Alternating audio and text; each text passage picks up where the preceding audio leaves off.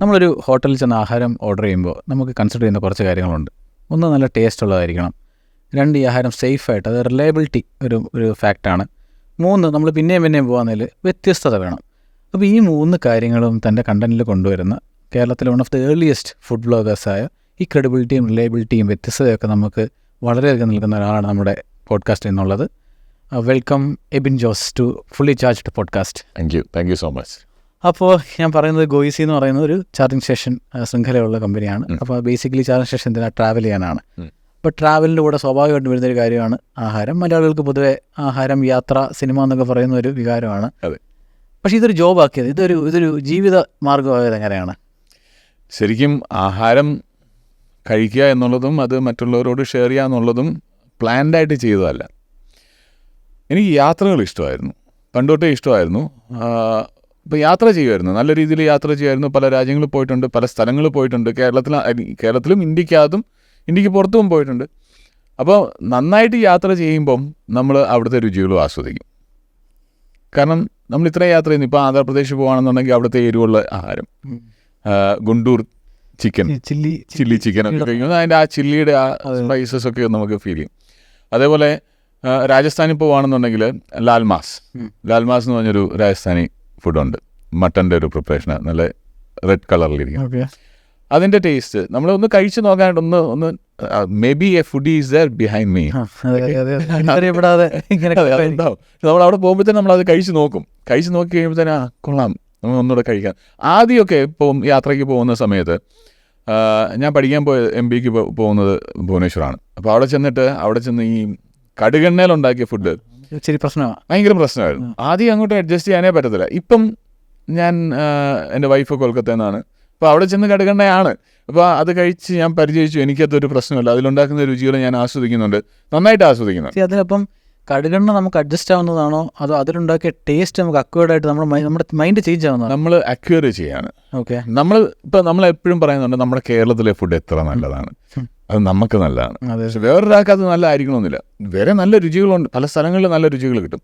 ഞാൻ പറഞ്ഞു വന്ന ഇതാണ്, നമ്മളെങ്ങനെയാണ് ഫുഡ് ഒരു പ്രൊഫഷനാക്കി മാറ്റുക എന്നുള്ളത്. പക്ഷേ അങ്ങനെ ഒരു പ്രൊഫഷൻ ആവണം എന്ന് വിചാരിച്ചൊന്നുമല്ല ഇത്. എനിക്ക് ഈ യാത്രകൾ ഇഷ്ടമായിരുന്നു. ആദ്യമൊക്കെ ഈ യാത്ര വീഡിയോസ് ഞാൻ ചെയ്യുമായിരുന്നു. അത് എൻ്റെ ഫ്രണ്ട്സ് എബ്രോഡുള്ള ട്രാവൽ തന്നെയാണല്ലോ. അല്ല, ഫുഡ് ആൻഡ് ട്രാവൽ എന്നല്ല. അതിന് മുമ്പ് ജോൺ മങ്കി എന്ന് പറഞ്ഞൊരു ചാനലുണ്ട്. അത് ഇംഗ്ലീഷിൽ മാത്രം നമ്മൾ ചെയ്തിരുന്നതാണ്. ഇംഗ്ലീഷിൽ അത് ഞാൻ കുളവാക്കി ആ ചാനൽ. ഇംഗ്ലീഷ് ചെയ്തു, ഹിന്ദിയിൽ ചെയ്തു, പിന്നെ മലയാളത്തിലും കൂടെ എല്ലാം കുളവാക്കി. അപ്പോൾ ഇംഗ്ലീഷിൽ ചെയ്തുകൊണ്ടിരുന്ന സമയത്ത് എൻ്റെ ഉദ്ദേശം ഇത്രേ ഉണ്ടായിരുന്നുള്ളൂ, പല സ്ഥലങ്ങൾ പോവുക, കേരളത്തിലെ പല സ്ഥലങ്ങൾ എൻ്റെ ഫ്രണ്ട്സിന് പരിചയപ്പെടുത്തി കൊടുക്കുക. ഇങ്ങനെയാണ് കേരളം, ഇത്ര ബ്യൂട്ടിഫുൾ ആണ്. ആയിരുന്നു. അതെ, ആഫ്രിക്കയിലാണ് ഞാൻ വർക്ക് ചെയ്തത് കുറേ. അതുപോലെ തന്നെ പഠിച്ചത് ഭുവനേശ്വറിലൊക്കെയാണ്. അപ്പോൾ ആ ഫ്രണ്ട്സിന് കേരളം ഇത്ര ബ്യൂട്ടിഫുൾ ആണെന്ന് നമ്മൾ പറഞ്ഞു കൊടുക്കണമല്ലോ. അങ്ങനെ ചെയ്തു തുടങ്ങിയതാണ്. അതിന് റീച്ച് ഉണ്ടായിരുന്നു, പക്ഷേ എനിക്ക് അതിനകത്തൊന്നും റവന്യൂ അധികമില്ലായിരുന്നു. അപ്പോൾ അതൊരു പാഷനായി അതിലേക്ക് തന്നെ തിരിയാവുന്ന പതുക്കെ ഇഷ്ടംപോലെ വ്ളോഗേഴ്സ് ആ സമയത്തൊക്കെ ഉണ്ട് ഇൻ്റർനാഷണലി. ഇതിപ്പോൾ ഏത് കാലഘട്ടത്തിലാണ്? 2016-17. അന്നേരമൊക്കെ ഇൻ്റർനാഷണലി ഇഷ്ടംപോലെ വ്ളോഗേഴ്സ് ഉണ്ട്. അപ്പോൾ അവരെ ഫോളോ ചെയ്യുക. അവരുടെ മാർക്ക് വെയിൻസ് എന്ന് പറഞ്ഞൊരു വ്ളോഗർ ഉണ്ടായിരുന്നു. പുള്ളിയുടെ വീഡിയോസ് കാണാറുണ്ടായിരുന്നു. ഫുഡായിരുന്നു കൂടുതൽ. അതുകൂടാതെ കുറേ യാത്ര, ഒരു ഫാമിലി ഉണ്ട്, വേഗ ഒരു ബ്രദേഴ്സ്, അത് ഞാൻ മറന്നു കേട്ടോ അതിൻ്റെയൊക്കെ. പക്ഷെ അവരൊക്കെ സ്ഥിരമായിട്ട് യാത്ര ചെയ്ത് കരവാനം എടുത്ത് യാത്ര ചെയ്യുന്ന ആൾക്കാരുണ്ട്. അങ്ങനത്തെ യാത്രകളൊക്കെ എനിക്ക് നന്നായിട്ട് ഇഷ്ടമായിരുന്നു. അത് കഴിഞ്ഞാണ് പതുക്കെ ഈ ഇംഗ്ലീഷിൽ ചെയ്യുന്നതിനേക്കാളും നല്ലത് മലയാളത്തിൽ ചെയ്താൽ കുറച്ച് വരുമാനം ഉണ്ടാവും എന്നുള്ള രീതിയിലാണ് ഞാൻ മലയാളത്തിൽ പതുക്കെ ട്രൈ ചെയ്ത് നോക്കുന്നതാണോ അതോ സ്ട്രാറ്റജിക്കലി ഒക്കെ മാറ്റിയത്? അല്ലല്ല, ട്രൈ ചെയ്ത് നോക്കുകയാണ്. ഇതെല്ലാം ട്രയൽ ആൻഡ് എറർ എന്നേ ഉള്ളൂ. ഒന്ന് സ്ട്രാറ്റജിക്കലി ഒത്തിരി ചിന്തിക്കാനൊന്നും പോയിട്ടൊന്നുമല്ല ചെയ്തത്. അപ്പോൾ അങ്ങനെ ഫുഡ് ആൻഡ് ട്രാവൽ എന്നുള്ള ചാനൽ തുടങ്ങി. ഫുഡ് ആൻഡ് ട്രാവൽ എന്നുള്ള പേരൊക്കെ പിന്നീട് ഞാൻ ഇട്ടതാണ്. അതിന് മുമ്പായിട്ട് എന്തൊക്കെയോ ഫുഡ് റോഡ്സ് എന്നോ അങ്ങനെയൊക്കെ പല പേരുകൾ ഇട്ടിട്ടുണ്ട്. അത് കഴിഞ്ഞാണ് ഫുഡ് ആൻഡ് ട്രാവൽ എന്നുള്ള, ആദ്യം ട്രാവലായിരുന്നു ഫോക്കസ് ചെയ്തുകൊണ്ടിരുന്നത്. അതുകൊണ്ട് തന്നെ ഫുഡ് ആൻഡ് ട്രാവൽ എന്നുള്ള ഇത് കുറച്ച് ഫുഡും ഈ ഫുഡിലേക്ക് വരാനായിട്ടുള്ള പ്രധാന കാരണം എന്ന് പറഞ്ഞാൽ യാത്രകൾ കുറേ ചെയ്തു, കുറച്ചൊക്കെ വ്യൂസൊക്കെ കിട്ടുന്നുണ്ട്, എന്നാലും വലിയ വ്യൂസൊന്നുമില്ല. അപ്പോഴാണ് മുല്ലപ്പന്തൽ എന്ന് പറഞ്ഞൊരു ഷാപ്പാണ്. അപ്പോൾ അത് 2018 കാര്യമാണ് ഞാൻ പറയുന്നത്. എൻ്റെ ഒരു ഫ്രണ്ടുണ്ട് ഹാഷ്മി എന്ന് പറഞ്ഞ്. ഹാഷ്മി പുള്ളിക്കാരൻ പറഞ്ഞു, ബ്രോ നമുക്കൊരു ദിവസം മുല്ലപ്പന്തലിലൊന്ന് പോയി അവിടുത്തെ ഒന്ന് വീഡിയോ എടുത്താലോ. അങ്ങനെ ഓക്കെ വേണ്ട ഫുഡ് എന്താ ഞാൻ ചോദിച്ചു, ഫുഡിൻ്റെ വീഡിയോ ഒക്കെ ചെയ്യണോ എന്നൊക്കെ അവനോട് ഇങ്ങനെ ചോദിച്ചു. അന്നേരത്തിന് പുള്ളി എന്തായാലും നമുക്കൊന്ന് പോയി നോക്കാം. ഓക്കെ പോയി നോക്കാമെന്ന് പറഞ്ഞ് പോയി ആ വീഡിയോയ്ക്ക് പെട്ടെന്ന് റീച്ച് കിട്ടി. അൺഎക്സ്പെക്റ്റഡ്ലി ഹൈ റീച്ച് ഉണ്ടായിരുന്നു. ഓക്കെ, അപ്പോൾ പിന്നെ ഞാൻ വിചാരിച്ചു അത് അടിച്ചു, അത് ക്ലിക്കായി. ക്ലിക്കായി. അപ്പോൾ ഞാൻ വിചാരിച്ചു എന്നാൽ പിന്നെ കുറച്ച് ഫുഡ് ഇടയ്ക്കിടയ്ക്ക് ചെയ്യാം, കുറച്ച് യാത്ര ചെയ്യാം. അങ്ങനെ യാത്രയും ഫുഡും ഒക്കെ ആയിട്ട് പതുക്കെ മിക്സ് ചെയ്ത് അങ്ങനെ പോയി വന്നുകൊണ്ടിരുന്നു. അങ്ങനെയാണ് നമ്മൾ ഫുഡ് ആൻഡ് ട്രാവൽ എന്നുള്ള ആ പ്രൊഫഷനിലേക്ക് തന്നെ വന്നത്. അപ്പോൾ ഈ യാത്രകളെ പറ്റി സംസാരിക്കുമ്പോൾ ഇത് യാത്രകൾ എങ്ങനെയായിരുന്നു അതിൻ്റെ ഒരു മോഡ്? ഇപ്പം നമ്മൾ ഐറ്റിനറി ഒക്കെ അറിഞ്ഞ് പാക്കേജായിട്ട് എടുത്ത് പോകുമായിരുന്നു. എങ്ങനെയാണ് ഇഷ്ടം? എങ്ങനെ യാത്ര ചെയ്യാൻ ഇഷ്ടം ബേസിക്കലി? എനിക്ക് യാത്ര ചെയ്യുന്നതിനേക്കാളും ഒത്തിരി ഇഷ്ടമാണ് യാത്രയെക്കുറിച്ച് പ്ലാൻ ചെയ്യുന്നത്. അതെന്ന് വെച്ചാൽ അന്നേരമാണ് നമ്മൾ ഓരോ സ്ഥലത്തിനെക്കുറിച്ച് കൂടുതലായിട്ട് വായിക്കുക, കൂടുതലായിട്ട് അറിയുക. അപ്പോൾ യാത്രയെക്കുറിച്ച് പ്ലാൻ ചെയ്യുന്നത് തന്നെ യാത്ര ചെയ്യുന്നത് ഇഷ്ടമാണ്. പക്ഷേ അതിന് മുമ്പേ നമുക്കൊരു ത്രില്ലിങ് എക്സ്പീരിയൻസ് ആണ് അതിനെക്കുറിച്ച് പ്ലാൻ ചെയ്യുക. ഇവിടെ ഇങ്ങനെ ഒരു സംഭവമുണ്ട്. ഞങ്ങൾ ജോൺ മങ്കി ചെയ്തുകൊണ്ടിരുന്ന സമയത്താണ് കൊഹിമയ്ക്ക് പോയത്. ബൈ ഡ്രൈവാണ് പോകുന്നത്. ഇവിടുന്ന് നമ്മൾ കന്യാകുമാരി ടു കൊഹിമ എന്നുള്ളൊരു പ്ലാനിലാണ് ഇരുന്നത്. ഏത് വണ്ടിയിലാണ് പോയത്? ഡസ്റ്ററിലെ, ഇലക്ട്രിക് അല്ല. അത് ഇലക്ട്രിക് വണ്ടിയുടെ നമുക്ക് ഇനി ഇലക്ട്രിക്ക് പോകാം. ഇനി പോവാം. ഓക്കെ, അപ്പോൾ അങ്ങനെ കൊഹിമയ്ക്ക് പോകാനുള്ള കാരണം എന്ന് വെച്ചാൽ ഹോൺബിൽ ഫെസ്റ്റിവൽ December 1 മുതൽ December 10 വരെ അവിടെ ഉണ്ട്. അപ്പോൾ ആ ഹോൺബിൽ ഫെസ്റ്റിവൽ ആഘോഷിക്കാൻ അല്ലെങ്കിൽ അതിൽ പാർട്ടിസിപ്പേറ്റ് അല്ല എക്സ്പീരിയൻസ് ചെയ്യാനായിട്ട് പോവാന്നുള്ളതായിരുന്നു. അപ്പോൾ എൻ്റെ കൂടെ കാസർഗോഡുകാരനായിട്ടുള്ള ഒരു ഫ്രണ്ടുണ്ട്, വിനീത് എന്ന് പറഞ്ഞാൽ. പുള്ളി ഞങ്ങൾ രണ്ടും കൂടാണ് കന്യാകുമാരിയിൽ നിന്ന് സ്റ്റാർട്ട് ചെയ്യുന്നത്. പോകുന്ന വഴിക്ക് ഞങ്ങൾ തിരുപ്പതിയിലെത്തുന്നു. തിരുപ്പതിയിൽ എൻ്റെ ഒരു സുഹൃത്തുണ്ട്. സുഹൃത്തെന്ന് പറഞ്ഞാൽ നല്ല ഏജ്ഡ് ആയിട്ടുള്ള വ്യക്തിയാണ്, 76 years ഏജുള്ള. അപ്പോൾ പുള്ളിക്കാരനെ ഞങ്ങളുടെ കൂടെ കൂടുന്നു. ഞങ്ങൾ 3 പേരും കൂടെയാണ് കംപ്ലീറ്റ് യാത്ര ചെയ്യുന്നത്. ഓൾമോസ്റ്റ് 42 days or 44 days ഞങ്ങൾ വണ്ടിയിലും പോയിട്ട് വന്നു, ഇങ്ങനെ യാത്രയിലായിരുന്നു. അപ്പോൾ കൊഹിമ പോകുന്നു, അവിടെ പോയി ഹോൺബിൽ ഫെസ്റ്റിവൽ കാണുന്നു. അതിൻ്റെ പോകുന്ന വഴിക്കുള്ള കാഴ്ചകൾ, ഓഡീഷൻ്റെ എക്സ്പീരിയൻസ്. എങ്ങനെ പോയത്? നമ്മൾ വൈസാഖ് ഇവിടുന്ന് തിരുപ്പതി കോസ്റ്റ് പിടിച്ച് തന്നെ പോയി. Cost line, eastern cost line പിടിച്ച് പോയി. കൊൽക്കത്ത തിരിച്ചു വരുമ്പോഴാണ് കൊൽക്കത്തയൊക്കെ നന്നായിട്ടൊന്ന് കവർ ചെയ്തത്. പരിചയമുള്ള സ്ഥലങ്ങളായിരിക്കുമല്ലോ ബേസിക്. പരിചയമുള്ള സ്ഥലങ്ങളാണ്, എനിക്ക് പരിചയമുള്ള സ്ഥലങ്ങളാണ് കൂടുതലും. പക്ഷേ നോർത്ത് ഈസ്റ്റ് ഇന്ത്യയിലേക്ക് കയറുന്നത് ആദ്യമായിട്ടായിരുന്നു, ബൈ ഡ്രൈവ്. ബംഗാൾ വരെ എനിക്ക് പരിചയമുള്ള സ്ഥലങ്ങളായിരുന്നു. അപ്പോൾ ആസാം പോകുന്നു, ആസാമിൽ നിന്ന്. അത് കഴിഞ്ഞിട്ട് നമ്മൾ ഈ തേയിലത്തോട്ടങ്ങളൊക്കെ കാണുമ്പോൾ, നമ്മളിവിടെ തേയിലത്തോട്ടം എന്ന് പറയുമ്പോഴത്തേക്കും നമ്മൾ കുന്നിൻ്റെ പുറത്ത് ഇങ്ങനെ ചെരുവിലിങ്ങനെ ഇഷ്ടംപോലെ തേയില നിൽക്കുന്നതാണ്. പക്ഷേ അവിടെ തേയിലത്തോട്ടം എന്ന് പറഞ്ഞാൽ പ്ലെയിൻ ലാൻഡിലെ തേയിലയാണ്. അതിന് കാരണം എന്ന് വെച്ചാൽ തേയില എലിവേഷൻ, ഹൈലി എലിവേറ്റഡ് ആയിട്ടുള്ള ഒരു ലൊക്കേഷൻ, ആ പർട്ടിക്കുലർ എലിവേഷനിലാണ് വളരേണ്ടത്. ഇവിടെ എലിവേഷൻ കിട്ടണമെന്നുണ്ടെങ്കിൽ ആ മലമുകളിലേ കിട്ടത്തുള്ളൂ. മൂന്നാർ എന്നൊക്കെ പറയുന്ന എലിവേഷനുള്ള സ്ഥലം. അവിടെ ആസാം എന്ന് പറയുന്ന ആ സ്ഥലം എല്ലാം തന്നെ എലിവേറ്റഡ് ആണ്. അവിടുത്തെ ആ ക്ലൈമറ്റും ആ വെതറും പാടം പോലെ തേയില പാടങ്ങൾ. അപ്പോൾ അതൊക്കെ എൻജോയ് ചെയ്ത് പോയി.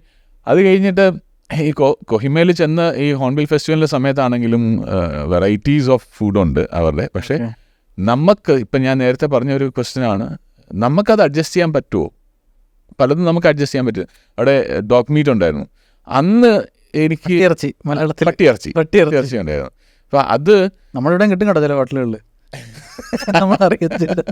അതെനിക്കറിയില്ല, ഞാൻ അതിനെക്കുറിച്ച് കമൻറ്റ് പറയുന്നില്ല. എനിവേ, അപ്പോൾ എനിക്ക് അത് അന്നേരം എനിക്ക് കഴിക്കാനായിട്ട് തോന്നിയില്ല, ഞാൻ കഴിച്ചില്ല. പക്ഷെ ഇന്നാണെങ്കിൽ ഒരു പക്ഷേ ഒന്ന് രുചിച്ചെങ്കിലും നോക്കിയേക്കും. അപ്പോൾ നമ്മൾ ഈ യാത്രകൾ കൊണ്ട് കുറച്ചുകൂടെ നമ്മൾ പറയുമല്ലോ, നമ്മുടെ ഫുഡ്, നമ്മുടെ വീട്ടിലെ ഫുഡ്, നമ്മുടെ നാട്ടിലെ ഫുഡ്, അല്ലെങ്കിൽ നമ്മൾ കഴിക്കുന്ന ഫുഡ്, ഇതൊക്കെയാണ് നമുക്ക് പ്രിയം, നമ്മൾ എവിടെ പോയാലും ഇത് തന്നെ വേണം എന്ന് നമ്മൾ പറയുമല്ലോ. അപ്പോൾ അതിൽ നിന്ന് ഒരുപാട് ട്രാവൽ ചെയ്ത് വ്യത്യസ്തങ്ങളായിട്ട് ഫുഡ് കഴിക്കുമ്പോൾ അതിൽ നിന്ന് എങ്ങനെ ഒരു മാറ്റം മൈൻഡിനുണ്ടാകുന്നത്? ഈ നമ്മുടെ നാട്ടിലെ ഫുഡ് നമുക്ക് വേണം, നമ്മുടെ വീട്ടിലെ ഫുഡ് നമ്മുടെ നാട്ടിൽ, അത് ശരിക്കും പറഞ്ഞാൽ ഞാൻ ഓർക്കുന്നത് പണ്ട് എൻ്റെ ഒരു അമ്മാവൻ ഡൽഹിയിൽ വർക്ക് ചെയ്യുന്നുണ്ടായിരുന്നു. അപ്പോൾ പുള്ളി നാട്ടിൽ വന്നിട്ട് പോകുമ്പോൾ തന്നെ ഞാൻ ഓർക്കുന്നുണ്ട്, ചാക്കിനകത്ത് കപ്പയും ചക്കയും തേങ്ങയും എല്ലാം കെട്ടിപ്പെറുക്കി കൊണ്ടുപോകുന്നത്. ഇപ്പോൾ ഇതൊക്കെ അവിടെയൊക്കെ അവൈലബിൾ ആണ്, പല സ്ഥലങ്ങളിലും അവൈലബിൾ ആണ്. നമുക്ക് നാട്ടിലെ രുചികൾ എപ്പോഴും ഒരു നൊസ്റ്റാൾജിക് ഫീലിംഗ് ആണ്. വിദേശത്തുള്ള മലയാളികൾക്കാണെങ്കിലും ഞങ്ങളാണെങ്കിലും ആഫ്രിക്കയിലും സൊമാലിയിലൊക്കെ ആയിരുന്നപ്പോൾ തന്നെ എനിക്ക് ചില കപ്പയും ആ മീൻചാറൊക്കെ ഒഴിച്ചിട്ട്, എരിവും പുളിയുള്ള മീൻചാറൊക്കെ ഒഴിച്ചിട്ട് ആ കപ്പയൊന്ന് കഴിക്കണമെന്ന് ഭയങ്കര ഫീലായിരുന്നു. ഇപ്പോൾ ഓർക്കുമ്പോഴാണെങ്കിലും വായിൽ വെള്ളം വന്നു പോകും ചിലപ്പോൾ. അത് അങ്ങനെ ഒരു ഫീൽ ഉണ്ടായിരുന്നു. പഴംപൊരി കഴിക്കണമെന്ന് ഫീല് തോന്നാറുണ്ടായിരുന്നു. പക്ഷേ ആ സൊമാലിയിലൊന്നും ആ സാധനം ഒന്നും കിട്ടാറില്ല. അവിടെ കിട്ടുന്ന രാവിലെ പാസ്ത, ഉച്ചയ്ക്ക് പാസ്ത, വൈകിട്ട് പാസ്ത, അതേ ഉള്ളൂ. പാസ്ത പല രീതിയിലുള്ള പാസ്ത, സ്പഗേറ്റി ആയിരിക്കും, പാസ്ത മാക്രോണി ആയിരിക്കും, അങ്ങനെ പലത്. പിന്നെ ബൊളോണി, പിന്നെ അവരുടേതായ വേറെ കുറേ ഐറ്റം ഉണ്ട്, അത് ഞാൻ മറന്നു എൻ്റെ പേര്. അവിടെ റൈസ് പരിപാടികളൊന്നും, റൈസ് അവർ വളരെ ചുരുക്കമാണ് കഴിക്കുന്നത്. അവർ കല്യാണ സമയത്ത് അവരൊരു പുലാവ് പോലെ അവരുണ്ടാക്കും, വലിയ ഒട്ടകത്തിൻ്റെ പുലാവ്, അങ്ങനത്തെ ഐറ്റംസ് ഒക്കെ ഉള്ളൂ. അല്ലാതെ നമ്മുടെ റൈസിന് ഞങ്ങൾക്ക് വേണ്ടി അവർ റൈസും കൊണ്ട് തന്നിരുന്നു. അത് നമ്മൾ റൈസും പരിപ്പും ഒക്കെ ആയിട്ട് നമ്മൾ അഡ്ജസ്റ്റ് ചെയ്തു. എന്നാലും നമ്മുടെ ഈ കപ്പയും മീനും കഴിക്കുക എന്നുള്ള ആ ഫീല് കപ്പ അവിടെ കിട്ടിയിട്ടില്ല, കിട്ടാനായിട്ട് പറ്റിയിരുന്നില്ല. മനസ്സിലായി. അപ്പോൾ ആ ഒരു നൊസ്റ്റാൾജിക് ഫീലിംഗ് നമ്മളിലെല്ലാം ഉണ്ട്. അത് നമുക്ക് കിട്ടണം. നമ്മുടെ ആ നാടൻ ഫുഡ് നമുക്ക് കഴിക്കാനായിട്ട് കൊതി വരും. പക്ഷേ അത് മാത്രമേ കഴിക്കത്തുള്ളൂ എന്നുള്ള ശാഠ്യം നമ്മൾ യാത്ര ചെയ്യുന്ന സമയത്ത് അതങ്ങ് കുറയും. നമുക്ക് എന്ത് കഴിക്കാൻ കിട്ടുന്നോ അതിൻ്റെ രുചി ആസ്വദിക്കാൻ നമ്മൾ ശരിക്കും പറഞ്ഞാൽ ഒരു ഓപ്പൺ സ്ലേറ്റ് ആവണം. നമ്മുടെ സ്ലേറ്റ് എല്ലാം ഓൾറെഡി റിട്ടേൺ ആണ്. ഇതാവണം രുചി എന്ന് പറഞ്ഞത്. ഇപ്പോൾ നമ്മളിപ്പോൾ ഞാൻ നവനീതുമായിട്ട് സംസാരിച്ചപ്പോൾ ഞാൻ പറഞ്ഞിരുന്നു, ഞാൻ ആദ്യം ഇവിടുന്ന് ഒരു പ്രാവശ്യം ചൈനീസ് ഫുഡ് കഴിക്കുന്നത് ടെർട്ടിന്നാന്ന് തോന്നുന്നു മാർക്കറ്റിൻ്റെ ടെർട്ടിയോ അങ്ങനെ കണ്ടാണ്. ചൈനീസ് മാർക്കറ്റാണ് കൊൽക്കത്തയിൽ. അപ്പോൾ അവിടെ ചെന്നിട്ട് ഒരു സ്വല്പം അവിടെ ഒരു റെസ്റ്റോറൻറ്റ് ഉണ്ട്, ചൈനീസ് റെസ്റ്റോറൻറ്റ്. അവിടെ ചെന്നിട്ട് ഒരു സ്വല്പം ഫ്രൈഡ് റൈസ് കഴിക്കാമെന്ന് വിചാരിച്ച് ഫ്രൈഡ് റൈസ് മേടിച്ച് കഴിച്ചു. അപ്പോൾ ആ ഫ്രൈഡ് റൈസ് കഴിച്ചപ്പോഴത്തേന് നമ്മുടെ നാട്ടിൽ സാധാരണ അന്നത്തെ സമയത്തൊക്കെ ഫ്രൈഡ് റൈസ് എന്ന് പറഞ്ഞാൽ കല്യാണങ്ങളിൽ ഫ്രൈഡ് റൈസും ചിക്കൻ കറിയും അങ്ങനെയാണ്. അപ്പോൾ ആ ഫ്രൈഡ് റൈസോട്ട് യാതൊരു ടേസ്റ്റ് മാച്ചുമില്ല. ഇപ്പം ഞാൻ വിചാരിച്ചു ഇവർക്ക് ഇനി ഫ്രൈഡ് റൈസ് ഉണ്ടാക്കാൻ അറിയത്തില്ല ഈ ചൈനീസുകാർക്ക്. അങ്ങനെ ചിന്തിച്ച് വരെ പോയിട്ടുണ്ട്. അതെന്ന് വെച്ചാൽ തമാശയായിട്ടാണ് ചിന്തിച്ചത്. പിന്നീട് നമ്മൾ അക്സെപ്റ്റ് ചെയ്യുന്ന അതാണ് ശരിക്കും പറഞ്ഞാൽ ആക്ച്വൽ കൾച്ചറിൻ്റെ. ഈവൻ ചൈനീസ് ഫ്രൈഡ് റൈസ് എന്ന് പറയുന്നുണ്ടല്ലോ, ചൈന എന്ന് പറയുന്നത് ഇന്ത്യയെക്കാളും വലിയ രാജ്യമാണ് ചൈനയുടെ പല സ്ഥലങ്ങളിലും ഫ്രൈഡ് റൈസ് പല രീതിയിലായിരിക്കാം. അപ്പോൾ നമ്മൾ ഈ സേഷ്വാൻ എന്ന് പറയുന്നു, അതുപോലെ തന്നെ മഞ്ചൂരിയൻ എന്ന് പറയുന്നു, അതൊക്കെ പല സ്ഥലങ്ങളിലെ ടേസ്റ്റുകളാണ്. നമുക്ക് സീരിയസ്ലി അപ്പോൾ നമുക്കിവിടെ ഇപ്പോൾ നമ്മൾ പറയാണ് റൈസ് നമ്മളിവിടെ ചെയ്യുന്നത് കൊണ്ട്, അതുപോലെ തന്നെ ബിരിയാണി ജസ്റ്റ് റൈസ് അതിലേക്ക് അതേ എടുത്തിടാനോ ബിരിയാണി എൻ്റെ ഡിസ്കഷൻ നമുക്ക് ബിരിയാണി നമ്മുടെ കേരളത്തിലെ മലബാർ ബിരിയാണി അതിൻ്റെ ടേസ്റ്റ് കംപ്ലീറ്റ്ലി ഡിഫറെൻ്റ് ആണ്. ഈവൻ കേരളത്തിൽ തന്നെ തെക്ക് മുതൽ വടക്ക് വരെ പോകുകയാണെന്നുണ്ടെങ്കിൽ ബിരിയാണിയുടെ ടേസ്റ്റ് വ്യത്യാസമാണ്. ഞാൻ എൻ്റെ വീട് കൊല്ലത്താണ് എൻ്റെ വീട്. അപ്പോൾ ഒരു പ്രായം വരെ ബിരിയാണി എന്ന് പറഞ്ഞാൽ കരിച്ചക്കിട്ടാണെന്നാണ് നമ്മുടെ നോളജ്. അതാ ഇതിങ്ങനെയാണ് ഈ സാധനം. പിന്നീട് എക്സ്പോഷർ കിട്ടുമ്പോഴാണ് ഓക്കെ ഇതല്ല പരിപാടി, ഇത് വേറെയും പരിപാടി. അതല്ലെന്നല്ല, വേറെയും ബിരിയാണിയാണ്, അത് ബിരിയാണിയാണ്. പക്ഷെ വേറെയും ഉണ്ട് ചെറിയ, നമ്മൾ വലിയ ബസ്മതി അരിയുടെ ബിരിയാണി നമ്മൾ സ്ഥിരമായിട്ട് എനിക്ക് പരിചയമുള്ളത്. ഇപ്പം ചെറിയ ബിരിയാണിയുടെ പരിപാടിയുണ്ട്, അത് വലിയ ഇത് നല്ല നെയ്യുള്ള, നല്ല നെയ്യൊക്കെ ഇട്ട് ആ ദമ്മിടുന്ന പരിപാടി, അങ്ങനെയുള്ള ബിരിയാണിയുണ്ട്. നമ്മൾ ഈ വീഡിയോ ചെയ്യുമ്പോൾ തന്നെ ചിലടത്ത് ബിരിയാണി എന്ന് പറഞ്ഞ് വീഡിയോ ചെയ്യുമ്പോഴത്തേനും ആൾക്കാർ ഭയങ്കരമായിട്ട് ക്രിട്ടിസൈസ് ചെയ്യുന്ന, ബ്രോ ഇത് ബിരിയാണി അല്ല, ഇതിന് ബിരിയാണി എന്നല്ല പറയുന്നത്. അപ്പം മലബാർ ബിരിയാണി കഴിക്കുന്ന ഒരു ഹൈദരാബാദിയോ അല്ലെന്നുണ്ടെങ്കിൽ ഒരു ലക്നൌയോ അവരും പറയും ഇത് ബിരിയാണി അല്ല എന്ന് പറയും. എനിക്കൊരിക്കലും തോന്നിയിട്ടുള്ളൂ, എനിക്ക് ശരിക്കും തോന്നിയിട്ടുണ്ട് ഇത് ബിരിയാണി എല്ലാം തോന്നിയിട്ടുണ്ട്. കൊൽക്കത്ത ബിരിയാണി കഴിച്ചപ്പോഴേ ഉരുളക്കിഴങ്ങ് അക്സെപ്റ്റ് ചെയ്യാൻ പറ്റത്തില്ല ബിരിയാണിയിൽ. കൊൽക്കത്ത ബിരിയാണി ശരിക്കും പറഞ്ഞാൽ ലക്നൌ ബിരിയാണിയുടെ ഒരു വേർഷനാണ്, അതിനകത്ത് ഉരുളക്കിഴങ്ങ് കൂടെ കൂടി വരുന്നതാണ്. പക്ഷെ ഇതൊക്കെ ശരിക്കും പറഞ്ഞാൽ ഇതെല്ലാം ബിരിയാണികളുടെ പല വേർഷൻസ്. ഇപ്പം നമ്മൾ കഴിച്ച് പരിചയിച്ചതാണ് അതേ. മറ്റേ എതിർപ്പില്ല, പക്ഷെ അക്സെപ്റ്റ് ചെയ്യാൻ പറ്റത്തില്ല. അതാ ഇതെന്ന് വെച്ചാൽ നമ്മൾ കഴിച്ച് പരിചയിച്ചതേ അതേ പറ്റുള്ളൂ എന്ന് നമ്മൾ ശാഠ്യം പിടിക്കുന്നതാണ് മാറുന്നത്. യാത്ര നമ്മൾ നന്നായിട്ട് ചെയ്യുമ്പോൾ പതുക്കെ അത് മാറും. അതേപോലെ ഈ ചാട്ട്, എനിക്ക് ഈ പാനിപ്പുരി എന്ന് പറയുന്നത് ശരിക്കും പറഞ്ഞാൽ എനിക്ക് കഴിക്കാൻ ബുദ്ധിമുട്ടുണ്ടായിരുന്ന ഒരു സാധനമാണ്. ആ വെള്ളം ഇങ്ങനെ കൈ കൊണ്ടിട്ട് അത് ഭയങ്കര ബുദ്ധിമുട്ടുണ്ടായിരുന്നു. പക്ഷെ അത് കഴിച്ച് പതുക്കെ അത് എനിക്ക് ഇഷ്ടമാണ്. ഹൈജീനിക്കായിട്ട് കിട്ടുന്ന സ്ഥലങ്ങളാണെന്നുണ്ടെങ്കിൽ എനിക്ക് ഇഷ്ടമാണ്. പക്ഷേ അല്ലാതെ പോയി കഴിക്കുമോയെന്ന് ചോദിച്ചാൽ അവോയ്ഡ് ചെയ്യും മാക്സിമം. ചിലപ്പം ടെംപ്റ്റേഷൻ ഉണ്ടെങ്കിൽ പോയി കഴിക്കും. ഞാൻ പിന്നെ ആദ്യമായിട്ട് വീഡിയോ കാണുന്നത് 2018-19 കാലഘട്ടത്തിലാണ്. ഇതുപോലെ കേരളത്തിനുള്ളിൽ മറ്റൊരു സ്ഥലത്തായിരുന്നു അന്ന് ജോലി പരിപാടിയൊക്കെ. അപ്പോൾ ഇതുപോലെ ഫുഡില്ല, ഞാൻ നേരത്തെ പറഞ്ഞ പോലെ ഇംഗ്ലീഷാണ് സംസാരിക്കുന്നത്, മൊത്തം ഹിന്ദിക്കാരാണ്, ഇംഗ്ലീഷാണ് കമ്മ്യൂണിക്കേഷൻ. ആഹാരം ഇതുപോലെ ചാട്ട്, മറ്റേ ബൺ പാവ് ബജി, പിന്നെ ഈ അവല് മഞ്ഞ നിറത്തിലാക്കിയിട്ടൊരു രാവിലെ സംഭവം തരും, പേര് ഞാൻ മറന്നുപോയി. കപ്പലണ്ടിയൊക്കെ ഇട്ട് പരിപാടി. അപ്പോൾ ഇതൊക്കെയാണ് ബേസിക്കലി. പിന്നെ അവരുടെ തന്നെ മഹാരാഷ്ട്രൻ പ്രോപ്പർ മഹാരാഷ്ട്ര ഫുഡാണ് ഇതിന് കഴിക്കുന്നത്. അപ്പോൾ കുറേ കഴിഞ്ഞപ്പോൾ ഞാൻ ചേട്ടാ ഇതൊന്നും അല്ലല്ലോ നമ്മൾ ഇതൊന്നും അല്ലല്ലോ നമ്മുടെ പരിപാടി, ഇങ്ങനെ അല്ലല്ലോ നമ്മൾ. അങ്ങനെ ഞാൻ 1-2 മലയാളി റെസ്റ്റോറൻറ്റൊക്കെ തപ്പിടിച്ച് പോയി യൂട്യൂബിൽ കയറി നോക്കുമ്പോഴാണ് ഒരാൾ തലശ്ശേരി ബിരിയാണി കല്യാണ പരിപാടി അന്നത്തെ, എനിക്ക് കല്യാണമല്ല, ഒരു വീട്ടിലെ പാലുകാച്ചൻ എന്തോ ഒരു വീഡിയോ ഇങ്ങനെ പാലുകാച്ചൻ ഉണ്ടാക്കുന്ന പരിപാടി എന്ന് പറഞ്ഞ് ഇങ്ങനെ കാണിക്കുന്നത്. അപ്പോൾ ഞാൻ ഇങ്ങനെ കണ്ടപ്പം ഒരു ഇംഗ്ലീഷ് യൂട്യൂബറുടെ ടൈറ്റിൽ കണ്ടിട്ടാണ് ഞാനിതിൽ വരുന്നു. അപ്പോൾ എനിക്കറിയത്തില്ല മാർക്വീൻസ് ആരെന്ന് എനിക്ക് അറിഞ്ഞൂടാ. ഞാൻ റാൻഡമായിട്ട് കാണും, ഇത് കൊള്ളാമല്ലോ പരിപാടി. ഒന്ന് നോക്കുമ്പോൾ മലയാളി ആൾ കൂടെ ഉണ്ട്. അപ്പോൾ ഇവർ സംസാരിക്കുന്ന പരിപാടി കൊള്ളാം. അപ്പോൾ എൻ്റെ ചൈനീസ് കമ്പനിയാണ്, ചൈനീസ് മാനുണ്ട് യുവാൻ വന്നിട്ട്. ഇപ്പോൾ നമ്മളൊരു വലിയൊരു ടേബിളാണ്, അവിടെ CEO തൊട്ട് ഏറ്റവും താഴെ വരെ ഒരു സ്ഥലത്താണ് ഇരിക്കുന്നതൊക്കെ, എല്ലാവരും ഒരേ ടേബിളിലാണ് ഇരിക്കുന്നത്. അപ്പോൾ ഞാൻ ഉച്ചയ്ക്ക് ലൗഡായിട്ട് ഞാൻ കണ്ടോണ്ടിരിക്കും, ലഞ്ച് കഴിച്ചിട്ട് അവിടെ കഷ്ടപ്പെട്ട് അവിടുത്തെ ലഞ്ച് കഴിച്ചിട്ട് തിരിച്ചു വന്നിരുന്ന് ബിരിയാണിയുടെ വീഡിയോ കാണാം. അപ്പോൾ യുവാൻ ഇങ്ങനെ കഴിച്ചിട്ട് നവനീത് ദാറ്റ് ഇസ് മാർക്കോയിൻസ് റൈറ്റ്, യു വാച്ച് മാർക്കോയിൻസ് ഇങ്ങനെ ചോദിച്ചത്. ഞാൻ ഇതറിയാം മാർക്കോയിൻസ്. അപ്പം ഞാൻ മാർക്കോയിൻസ് എന്തെങ്കിലും മലയാളി വീഡിയോ ചെയ്യുന്നു. അങ്ങനെയാണ് എബിൻ്റെ ചാനലുമായിട്ട് ആദ്യമായിട്ട് വരുന്നത്. പിന്നെ നമ്മൾ വീഡിയോസ് കണ്ടു തുടങ്ങുന്നത്. അപ്പോൾ എബിനാണ് എന്നെ സത്യത്തിൽ ആ ഫുഡ് വ്ളോഗിങ് വേൾഡിലോട്ട് കൊണ്ടുവരുന്നത്. അങ്ങനെയാണ് തുടങ്ങുന്നത്. അപ്പോൾ എനിക്ക് ചോദിക്കാനുള്ളൊരു കാര്യം ഇതിൻ്റെ അകത്ത്, ഈ വ്യത്യസ്ത രുചികൾ ഇതെങ്ങനെ ഐഡൻറ്റിഫൈ ചെയ്യും? 2, ഈ വ്യത്യസ്ത രുചികൾ നമ്മൾ എക്സ്പ്രസ് ചെയ്യുമ്പോൾ അതിൻ്റെ രുചിയും നമുക്കതുണ്ടാക്കുന്ന ഇമോഷൻ എക്സ്പ്രസ് ചെയ്യുമ്പോൾ ഇത് ആളുകളിലേക്ക് കമ്മ്യൂണിക്കേറ്റ് ആവുന്നൊരു വ്യത്യാസങ്ങൾ കാണുമല്ലോ, പലരും പല രീതിയിൽ. അതിൻ്റെ റിയാക്ഷൻസിനെ എങ്ങനെയാണ് എന്താ പറയുക, അതിൻ്റെ റിയാക്ഷൻസ് എങ്ങനെ പ്രിപ്പയർ ചെയ്യുന്നത് ഇത് ചെയ്യുമ്പോഴേ? ഞാൻ മുമ്പേ പറഞ്ഞ പോലെ ഞാൻ എല്ലാ രുചികളും ആസ്വദിക്കുന്നതും ഒരു ഓപ്പൺ സ്ലേറ്റ് ആയിട്ടാണ്, കംപ്ലീറ്റ്ലി ബ്ലാങ്ക് സ്ലേറ്റ് ആയിട്ടാണ്.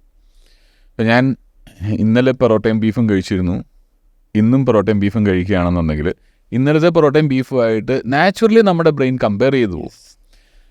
എൻ്റെ ബ്രെയിനും കമ്പയർ ചെയ്യും. പക്ഷേ മാക്സിമം ആ കമ്പാരിസൺ ഒഴിവാക്കാനായിട്ട് ഞാൻ ശ്രമിക്കും. അതിന് ഞാൻ അവോയ്ഡ് ചെയ്യും, അടുത്തടുത്ത് കഴിക്കാനായിട്ടുള്ളത് അവോയ്ഡ് ചെയ്യും. അതായത് നമ്മുടെ ഇന്നലത്തെ രുചി മാറി ഇൻഫ്ലുവൻസ്ഡ് ആവത്തില്ല, കുറച്ച് അത്രയും ഇൻഫ്ലുവൻസ്ഡ് ആവത്തില്ല. എന്നാലും ചില പൊറോട്ടയും ബീഫും ഒക്കെ ഇപ്പോഴും മനസ്സിൽ കിടപ്പുണ്ട്. അത് ഞാനിപ്പോൾ അതിലേക്ക് വരുന്നില്ല, ഇപ്പം ചോദ്യത്തിൻ്റെ ഉത്തരത്തിലേക്ക് വരാം. നമ്മൾ ഈ ഓരോ ലൊക്കേഷൻസും തപ്പിപ്പിടിക്കുന്നത് ആദ്യമൊക്കെ എൻ്റെ എഫേർട്സ് കുറേ ഉണ്ടായിരുന്നു. നമ്മളിതിനെക്കുറിച്ച് തപ്പുക, അത് പരിചയിക്കുക, അവിടെ ഉണ്ടോ, അവിടെ എങ്ങനെയാണ് ഇവരുടെ അനുവാദം മേടിക്കുക. ആൾക്കാർക്കൊന്നും വ്ളോഗിങ് എന്താണ്, വീഡിയോ എടുക്കാൻ വരുന്നതെന്ന് പറയുമ്പോഴത്തേന് പത്രത്തിൽ നിന്നാണോ ചാനലിൽ നിന്നാണോ എന്നുള്ളതായിരുന്നു ആൾക്കാർ അന്നൊക്കെ ചോദിച്ചുകൊണ്ടിരുന്നത്. അപ്പോൾ അന്നൊക്കെ ഭയങ്കര ബുദ്ധിമുട്ടായിരുന്നു ആൾക്കാരിലേക്ക് എത്താനും. പലരും പ്രത്യേകിച്ച് പ്രായമുള്ള ആൾക്കാർക്കൊക്കെ ബുദ്ധിമുട്ടായി, അവർ സമ്മതിക്കത്തില്ല ഇവിടെയൊന്നും വീഡിയോ എടുക്കണ്ട. ഒരു ഷാപ്പിൽ ഞാൻ ഈ പറഞ്ഞ ഹാഷ്മി എന്ന് പറഞ്ഞ എൻ്റെ ഫ്രണ്ടും കൂടെ പോയിരുന്നു. തൃശ്ശൂരുള്ളൊരു ഷാപ്പാണ്, ഫേമസ് ആയിട്ടുള്ള ഷാപ്പാണ്. ഞങ്ങൾ വീഡിയോ എടുക്കാൻ തുടങ്ങിയപ്പോഴത്തേന് ഷാപ്പിൻ്റെ ഓണർ വന്ന് ഞങ്ങളോട് ഭയങ്കര റൂഡായിട്ട് സംസാരിച്ചു. ആരോട് ചോദിച്ചില്ല. അപ്പം ഞങ്ങളവിടെ നിന്ന് കുക്കിനോട് ചോദിച്ചിട്ടാണ് വീഡിയോ എടുക്കുന്നത്. എന്തിനാണ് വീഡിയോ എടുക്കുന്നത്, ആരോട് ചോദിച്ചിട്ട് വീഡിയോ എടുക്കുന്നത്? ഞങ്ങൾ കുക്കിനോട് പറഞ്ഞിരുന്നു എന്ന് പറഞ്ഞു. വീഡിയോ ഒന്നും എടുക്കണ്ടെന്ന് പറഞ്ഞു. ഓക്കെ, വീഡിയോ എടുക്കണ്ടെങ്കിൽ എടുക്കണ്ട, നിങ്ങളൊക്കെ ചക്കാത്തിൽ ഫുഡ് അടിക്കാനായിട്ട് നടക്കുകയാണ് വീഡിയോ എടുത്തുകൊണ്ട്. ആ മൂഡ്. ഞാൻ പറഞ്ഞു, ഞാൻ പൈസ തരത്തില്ലെന്നോ നിങ്ങളുടെ കയ്യിൽ നിന്ന് പൈസ ഇങ്ങോട്ട് വേണമെന്നോ ഒന്നും ഞാൻ പറഞ്ഞില്ല. ഞാൻ വീഡിയോ എടുക്കുന്നേ ഉള്ളൂ, നിങ്ങൾക്ക് വേണ്ട എടുക്കണ്ടെന്ന്. അനുവാദം ചോദിച്ചിട്ടാണ് ചെയ്യുന്നത്. അനുവാദം ചോദിച്ചാണ്. നിങ്ങൾക്ക് വീഡിയോ എടുക്കണ്ട എന്ന് പറയുകയാണെങ്കിൽ ഞാനും നിങ്ങളെപ്പോലെ തന്നെ ഒരു ഇൻഡിവിജ്വലാണ്, അങ്ങനെ മാത്രം പറഞ്ഞാൽ മതിയെന്ന് പറഞ്ഞു. ഞാൻ കുഴപ്പമില്ല ചേട്ടാ, ഞാൻ എടുക്കുന്നില്ല, വീഡിയോ എടുക്കുന്നില്ല എന്ന് പറഞ്ഞാൽ ഞങ്ങൾ അവിടെ നിന്ന് പോയി വേറൊരു ഷാപ്പിൽ നിന്ന് ഫുഡ് കഴിച്ചു, വീഡിയോ എടുത്തു കേട്ടോ. അത് ഞങ്ങൾ എൻജോയ് ചെയ്ത് ആ സ്ഥലം എൻജോയ് ചെയ്ത് നല്ല ഷാപ്പായിരുന്നു. അത് രണ്ടിൻ്റെയും പേര് ഞാൻ പറയുന്നില്ല, കാരണം അതിൻ്റെ പേര് പറഞ്ഞാൽ ഇത് എന്താന്ന് മനസ്സിലായി.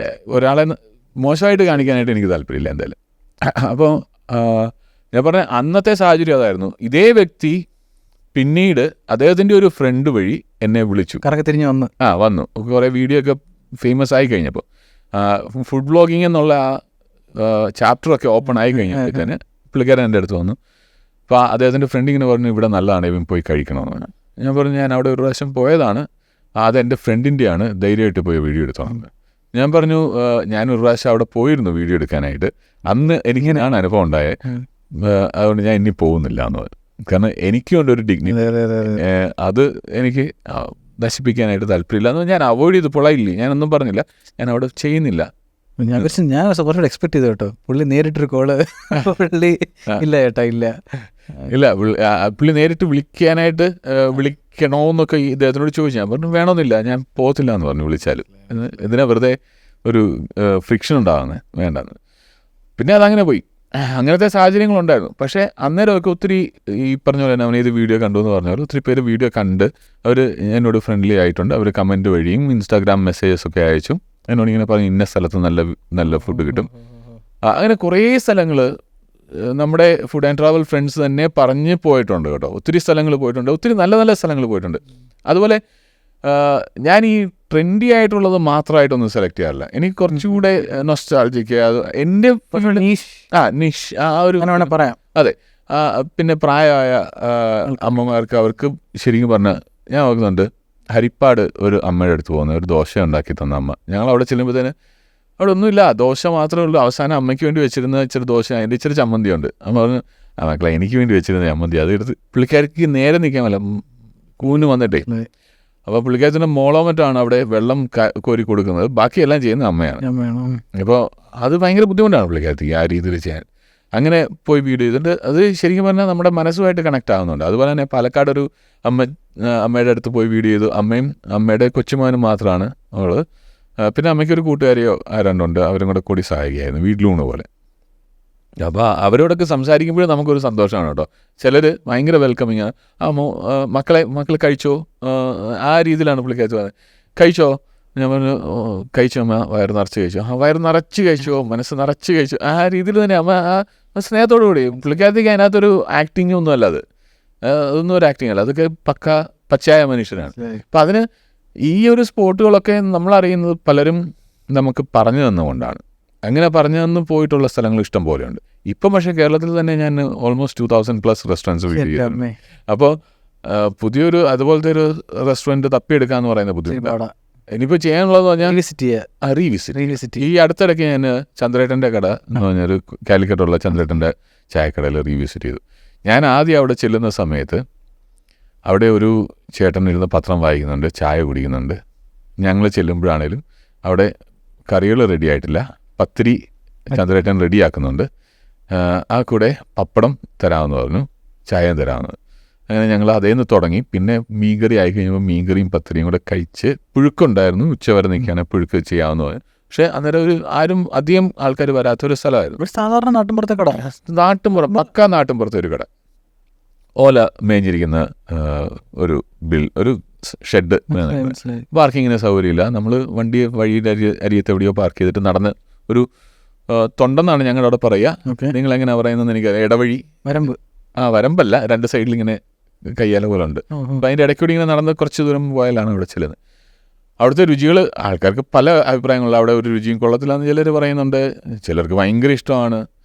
അതിപ്പോൾ ഓരോരുത്തരുടെ രുചി അനുസരിച്ചാണ്. പക്ഷെ എനിക്ക് ആ പത്തിരിയും മീൻ ചാറും ഇഷ്ടമായിരുന്നു. ആ ഫീൽ, ആ ലൊക്കേഷൻ്റെ ഫീലും ആ ചായയും ഒരു നൊസ്റ്റാൾജിക് ഫീലിംഗ് ആയിരുന്നു.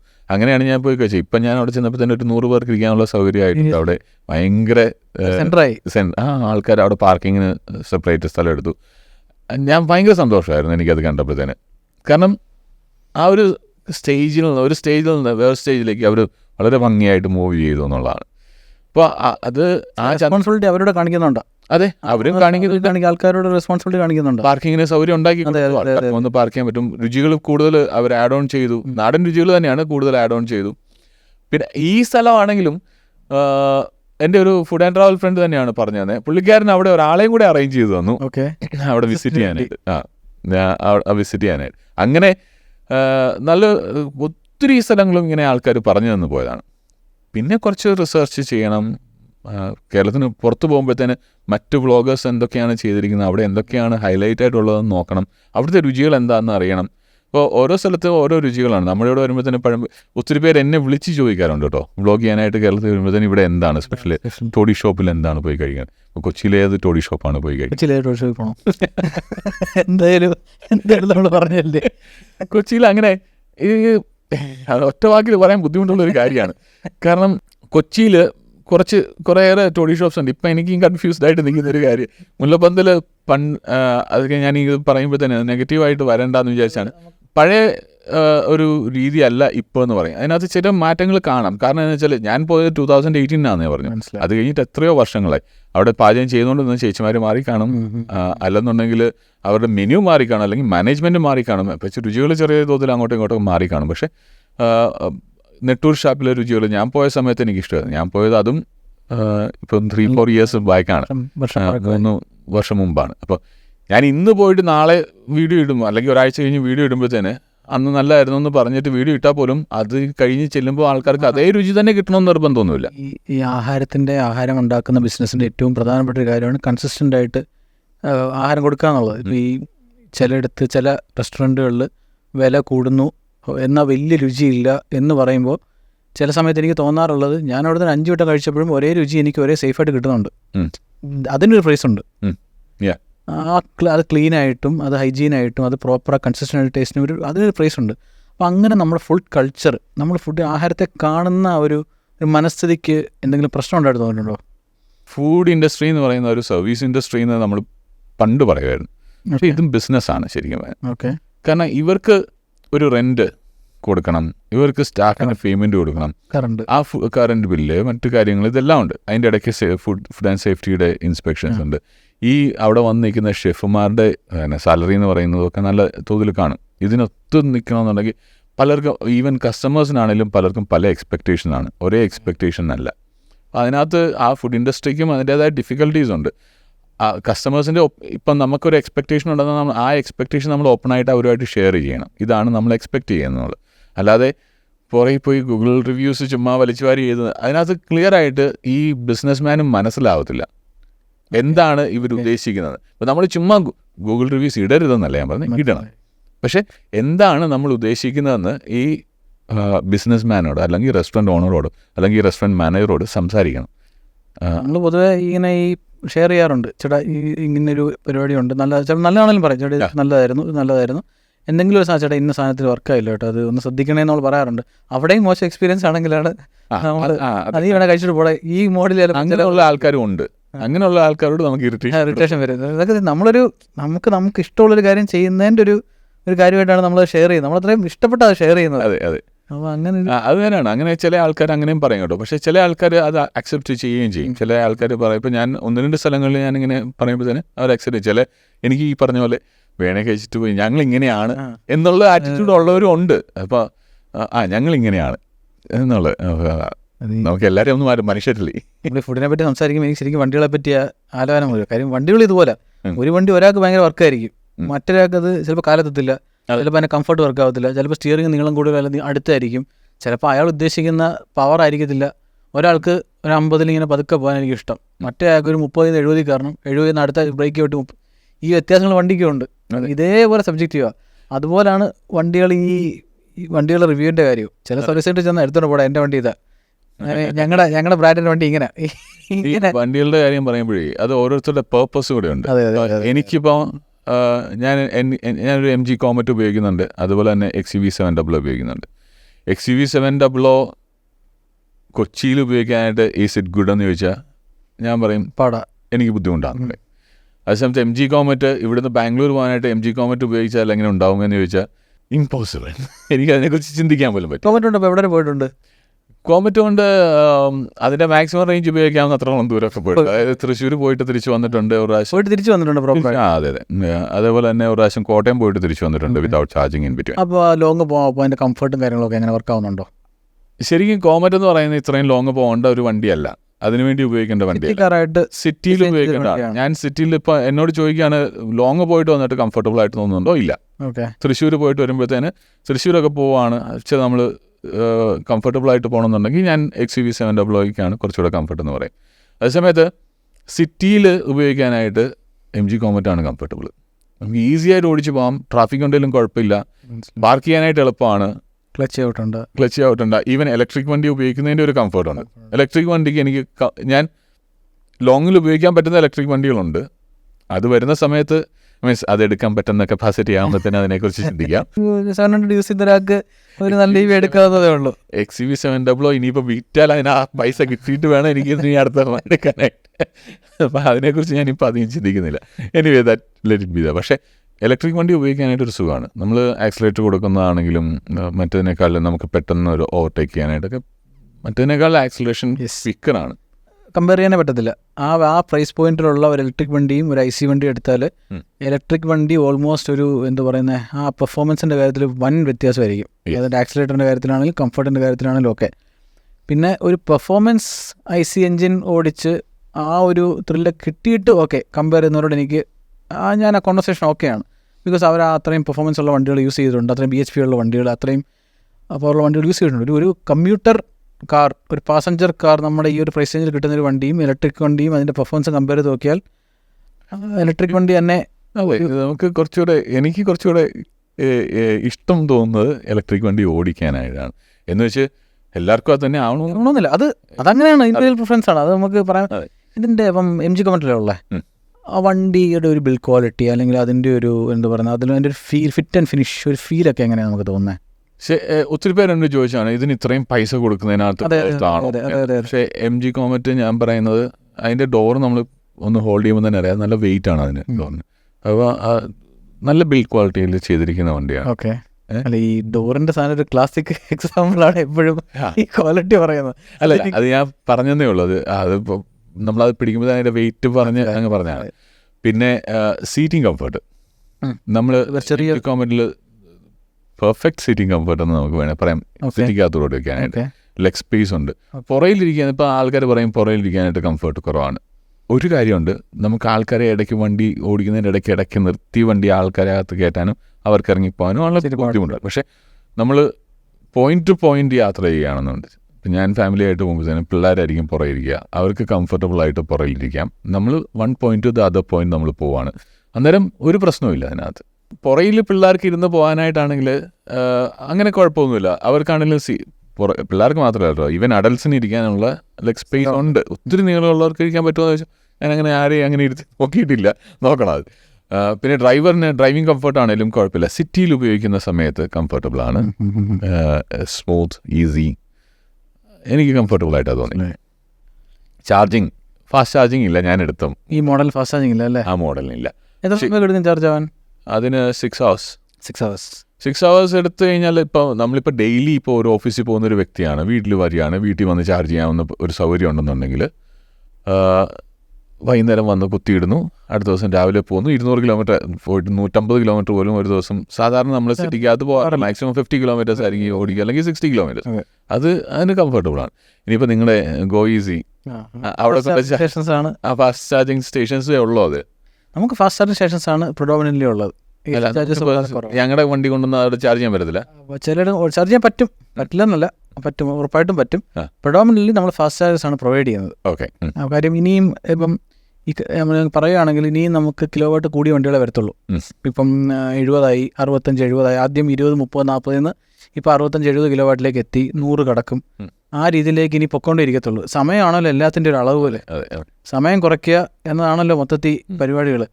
അപ്പം നമ്മൾ നോക്കുന്നത് സമയം കുറയ്ക്കുക, ഇതുകൊണ്ട് ലോങ്ങർ പോകാൻ പറ്റുക എന്നൊരു പരിപാടിയിലേക്കാണ്. അപ്പം അങ്ങനെയാണ് നമ്മുടെ ഒരു പ്ലാൻ. അതാണ് ഒരു ക്വസ്റ്റ്യൻ മാർക്ക്, എല്ലാവരുടെയും മനസ്സിലുള്ള ഒരു ക്വസ്റ്റ്യൻ മാർക്ക്. ലോങ്ങർ പോകാൻ പറ്റുമോ? ലോങ്ങർ പോകുന്ന വഴിക്ക് ഇത് ചാർജിന് കൊണ്ടിടണമെന്നുണ്ടെങ്കിൽ എതും വേണ്ട സമയമാണ് പോവുക. അത് ഇപ്പം എൻ്റെ മനസ്സിലാണല്ലോ. ഇപ്പം ഞങ്ങളൊക്കെ നല്ല രീതിയിൽ യാത്ര ചെയ്യുന്ന കൂട്ടത്തിലാണ്.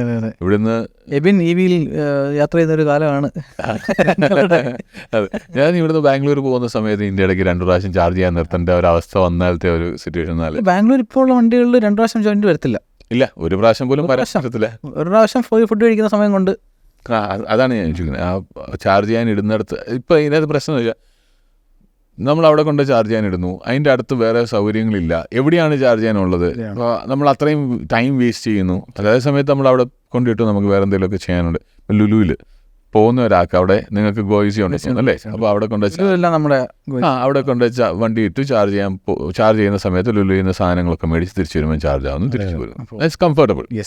അതേസമയത്ത് നമ്മൾ യാത്രയുടെ പട്ടിക്കാട്ടിലാണ് നമ്മൾ നിൽക്കുന്നത്, അവിടെ ഒന്നുമില്ല, വേറെ സൗകര്യങ്ങളൊന്നുമില്ല. നമ്മൾ ആ പടെ ചാർജിന് വേണ്ടി നിൽക്കുകയാണെന്നുണ്ടെങ്കിൽ ഒരു അവസ്ഥ ഭയങ്കര ശോകമാണ്. നമുക്കതിന് പറഞ്ഞ 100% ശരിയാണ്. അതിൻ്റെ അകത്ത് ഒരു അപ്പീലും ഇല്ല.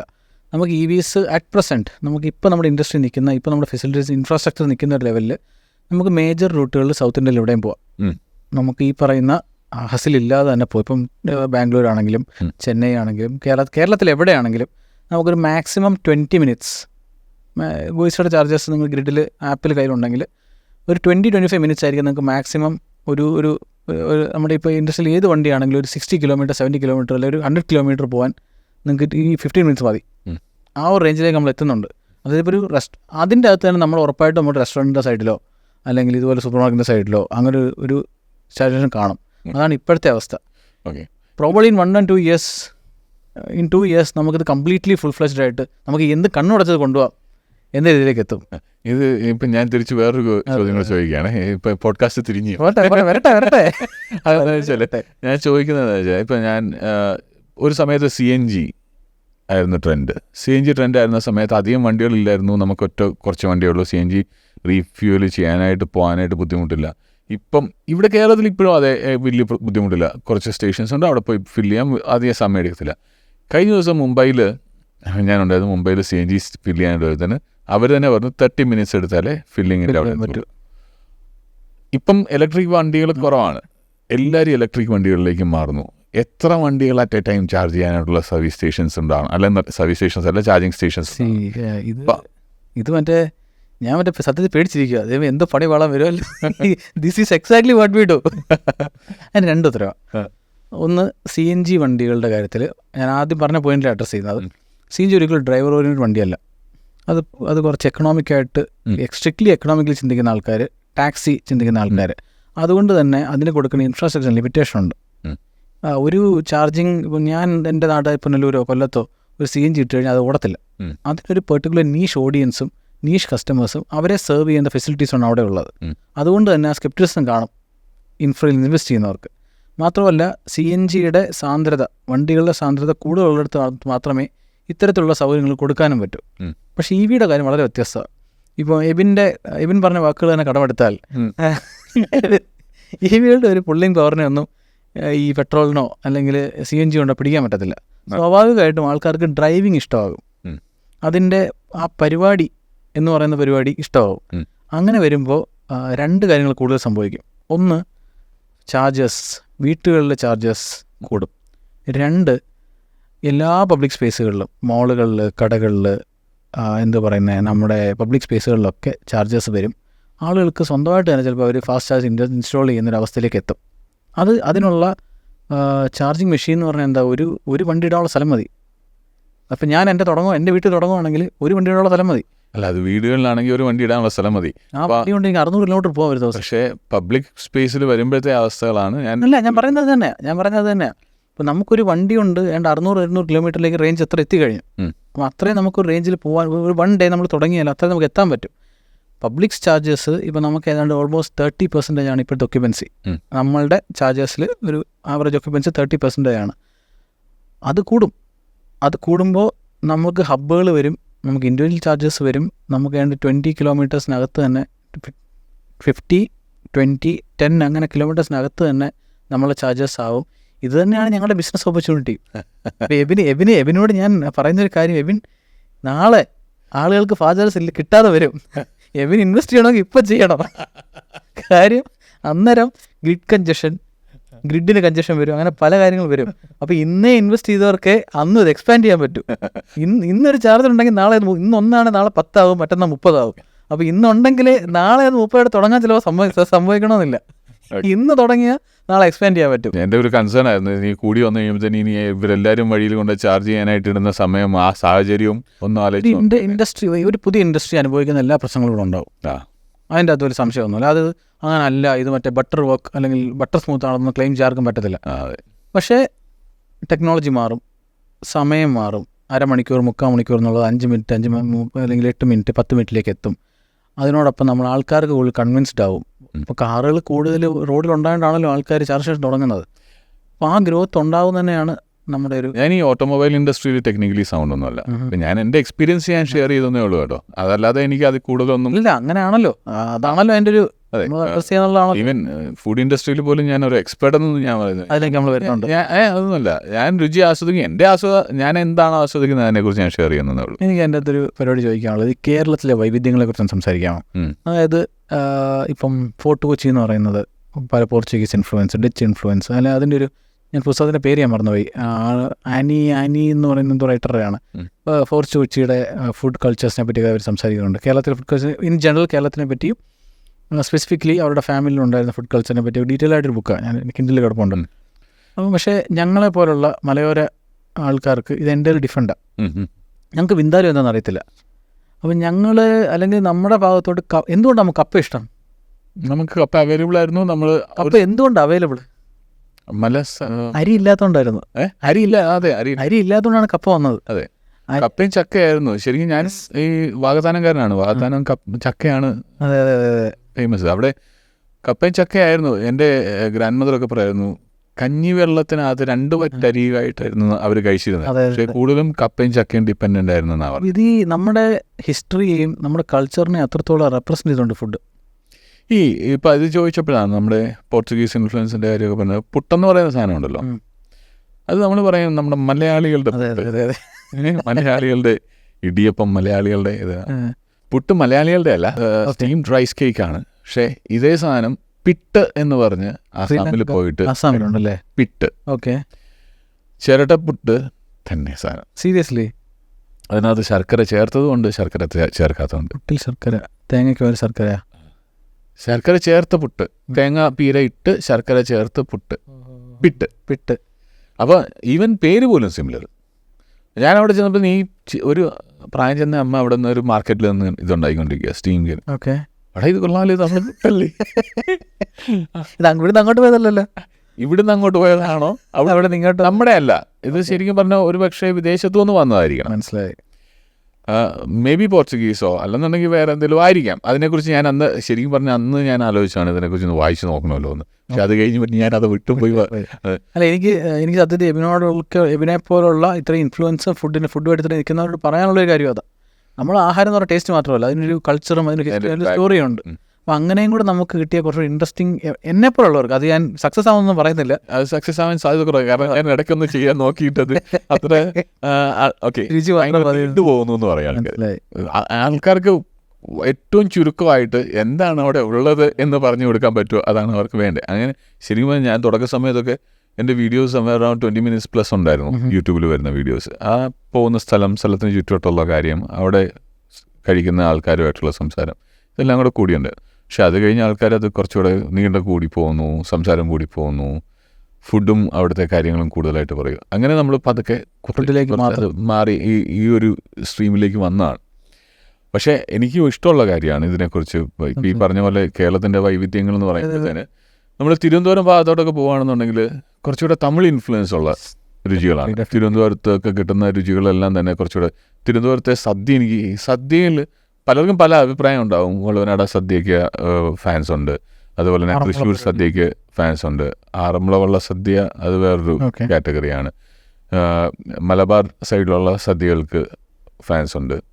പക്ഷേ എനിക്ക് ഏറ്റവും ഇഷ്ടമുള്ള നാടൻ സദ്യ എന്ന് പറയുന്നത്, കേരളീയ സദ്യ എന്ന് പറയുന്നത് തിരുവനന്തപുരത്ത് നിന്ന് കഴിച്ചിട്ടുള്ള അതിൻ്റെ ആ ഓർഡറിലുള്ള വിളമ്പുന്നത്, അതിൻ്റെ ആ ഓർഡറിൽ കഴിക്കേണ്ടതുമായിട്ടുള്ള രീതി, അതെനിക്ക് ഏറ്റവും ഇഷ്ടമുള്ളതാണ്. എന്ന് വെച്ചാൽ മറ്റേ സദ്യകൾ മൈനറാണെന്നോ അതിൽ മോശമാണെന്നോ ഒന്നുമല്ല ഞാൻ പറയുന്നത്, അതിന് അതിൻ്റെതായ ഇമ്പോർട്ടൻസ് ഉണ്ട്. തട്ട് രുചികൾ തിരുവനന്തപുരത്ത് രസവട. തട്ട് സോറി കട്ടിയതിൽ ട്രിവാൻഡ്രത്തെ പഠിച്ചത്. അപ്പം ട്രിവാൻഡ്രത്തെ രസവടയും വൈകുന്നേരത്തെ വൺ സൈഡ് ഓംലെറ്റും തട്ട് ദോശയും ചമ്മന്തി, അത് ഭയങ്കര മിസ് ചെയ്തുണ്ട് കേട്ടോ. പിന്നെ ഒരു മുളകിൻ്റെ ഒരു മുളക് ചട്നിയും തരും. പക്ഷെ ഈ രസവടയുടെ രുചി അത് ഭയങ്കരമായിട്ട് മിസ് ചെയ്യുന്നുണ്ട് കൊച്ചിയിൽ വന്നിട്ട്. അതാ പറഞ്ഞത്. അപ്പം അതൊരു പ്രത്യേക ഫീലാണ്. അതേസമയത്ത് അത് തട്ട് ദോശയുടെ കാര്യം ഞാൻ പറയുന്നത്. അതേസമയത്ത് തൃശ്ശൂർ ഭാഗത്ത് പോകുകയാണെന്നുണ്ടെങ്കിൽ കൊള്ളി ബീഫ്, കൊള്ളി ബോട്ടി, കൊള്ളി എന്ന് പറയുന്നത് കപ്പയാണ്. ഓക്കെ, അതിൻ്റെ ഒരു മിക്സ്ഡ് ആയിട്ടുള്ള കുറേ തട്ടുകടകളുണ്ട്. അപ്പോൾ ഞാൻ പറയുന്നത് തട്ട് ദോശ, രസവട അങ്ങനെയുള്ളത് തിരുവനന്തപുരത്താണ് എനിക്കിഷ്ടം. പക്ഷേ ഈ കൊള്ളി ബീഫ് കോമ്പിനേഷൻസ് അതെല്ലാം തൃശ്ശൂർ ഭാഗത്താണ്. അതേസമയത്ത് നമ്മൾ മലബാർ പോകുകയാണെങ്കിൽ അവിടെയുണ്ട് തട്ട്. ഈ കുഞ്ഞു പത്തിരികളുണ്ട്, ചെറിയ അതിനെന്താ പറഞ്ഞാൽ അതിന് പേര് മറന്നുപോയി. കുഞ്ഞു പൊടിയായിട്ടുള്ള പത്തിരിയുണ്ട്, അതും ബീഫുമായിട്ടുള്ള കോമ്പിനേഷൻസ്. പിന്നെ നെയ്പ്പത്തിലും ബീഫുമായിട്ടുള്ള വന്നിട്ടാണ് നോർത്തിൽ പോയിട്ടാണ് ആദ്യമായിട്ട് സാധനം എക്സിസ്റ്റൻസ് തന്നെ മനസ്സിലാക്കുന്നത്. അപ്പോൾ അങ്ങനത്തെ കോമ്പിനേഷൻ മലബാർ സൈഡിലുണ്ട്. നമ്മൾ കൊച്ചി എന്ന് പറയുന്നത് ഒരു മിക്സ്ചർ ഓഫ് കൾച്ചറാണ്. കൊച്ചി ഇപ്പം കൊച്ചിയുടെ ഫുഡ് സ്റ്റൈലിൽ എന്താ സംഭവിക്കുന്നത് പറയാൻ പറ്റുമോ? മന്തി തന്നെയാണോ എപ്പോഴും അടിച്ചു കയറുന്നത്, അതോ? അങ്ങനെ പറയാൻ പറ്റത്തില്ല. അത് മന്തിക്ക് നല്ലൊരു ഡിമാൻഡുണ്ട്. ഒരു ചുരുങ്ങിയ ബജറ്റിൽ നല്ല ക്വാണ്ടിറ്റി അൺലിമിറ്റഡ് റൈസ് കഴിക്കുക, ഒത്തിരി പേരുമായിട്ട് പോകുമ്പോഴത്തേക്കും നമുക്ക് എല്ലാവർക്കും കൂടെ കഴിക്കാൻ പറ്റുന്ന ഒരു ഓപ്ഷൻ ഉണ്ട്.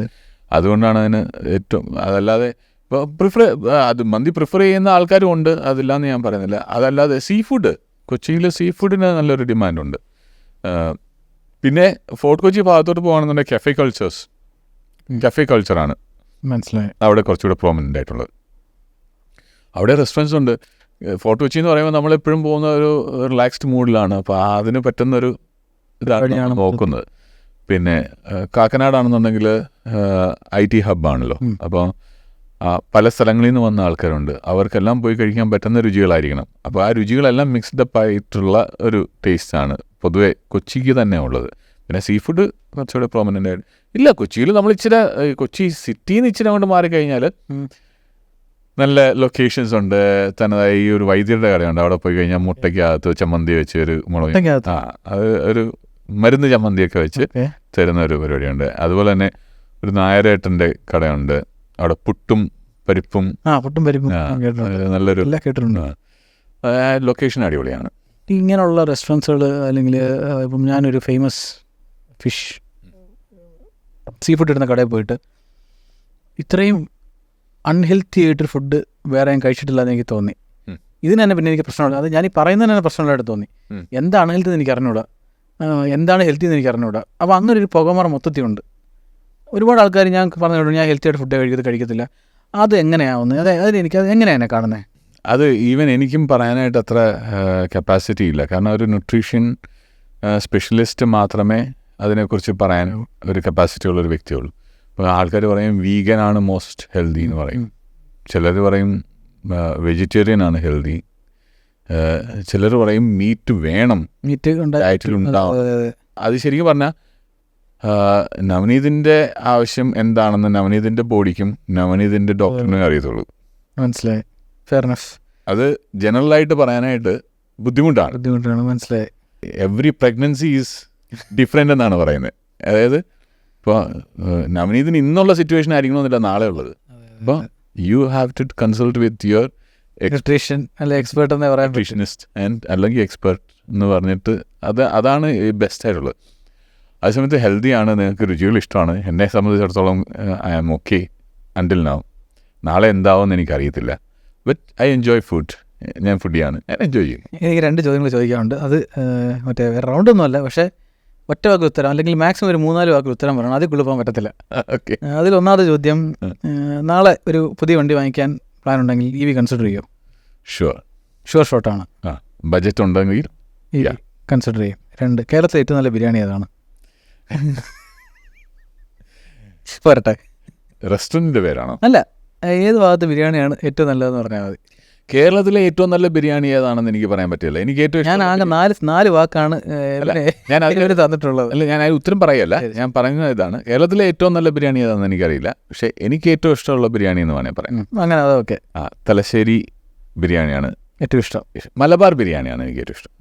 ഈ കോട്ടയം ഭാഗത്തെ ഫുഡ് കൾച്ചേഴ്സിനെ പറ്റി ഒരു 2 വാക്ക് പറയാമോ? എബിൻ്റെ ഇഷ്ടം പറഞ്ഞാൽ മതി.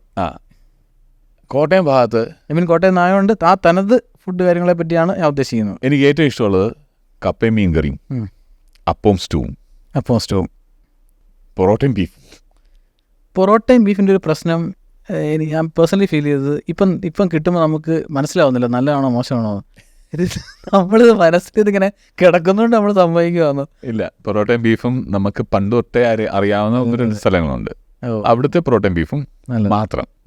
കപ്പയും മീൻ കറിയും വീട്ടിൽ, അപ്പം സ്റ്റൂവും മമ്മി ഉണ്ടാക്കുന്നത് മാത്രം. അല്ലാതെ ഉണ്ട് 1-2 സ്ഥലങ്ങളിൽ നല്ല കിട്ടും. മമ്മിയും എനിക്കറിയാവുന്ന 1-2 ആൻറ്റിമാരൊക്കെ ഉണ്ടാക്കുന്നത് അടിപൊളിയാണ്. പിന്നെ ആൻസ് ബേക്കറി, അവിടുത്തെ പ്രോഡക്ട്സ് ഇപ്പം എങ്ങനെയാണെന്ന് എനിക്കറിയില്ല. പണ്ട് മുതലേ എനിക്കൊരു ഭയങ്കര അറ്റാച്ച്മെന്റ്. അവിടുത്തെ കേക്ക്സ്, ഹൽവ. വേറെ എവിടുന്ന് ഹൽവ മേടിച്ച്? അവിടെ നിന്നാണോ തുടക്കം? കോട്ടയം പാലാണോ?